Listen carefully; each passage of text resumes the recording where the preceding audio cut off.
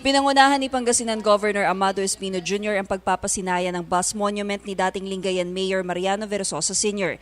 Ginanap ang unveiling sa Lingayen District Hospital na dating kilala sa tawag na Don Mariano Versosa District Hospital. Bukod kay Gobernador, dumalo rin sa nasabing aktibidad ang ulirang may bahay ng yumaong alkalde na si Luisa Macacheb Versosa at kanilang mga anak. Ang bus monument ay bilang pagbibigay pugay sa natatanging serbisyong ibinigay ni Don Mariano bilang lingkod bayan kung saan naging prioridad nito ang healthcare o kalusugan ng mga taga-Lingayen. My beloved people of Lingayen, my dad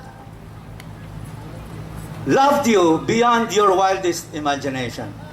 I see his bust with his compassionate heart still beating. I see his compassionate heart beating in every hospital staff caring for the sick and for the underprivileged. Pinuri naman ni Governor Espino ang mga nagawa ng yumaong alkalde sa usaping pangkalusugan. Hindi umano nagkakalayo ang adhikain nilang dalawa kung saan prioridad din ng gobernador ang kalusugan ng mga taga-Pangasinan.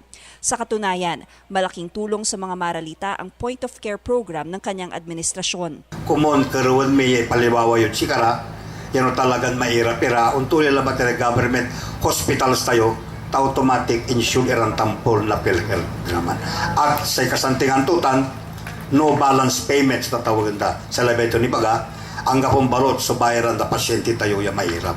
No local government hospitals tayo. Tiniyak naman ng gobernador na magpapatuloy ang mga programang pangkalusugan para sa mga Pangasinense.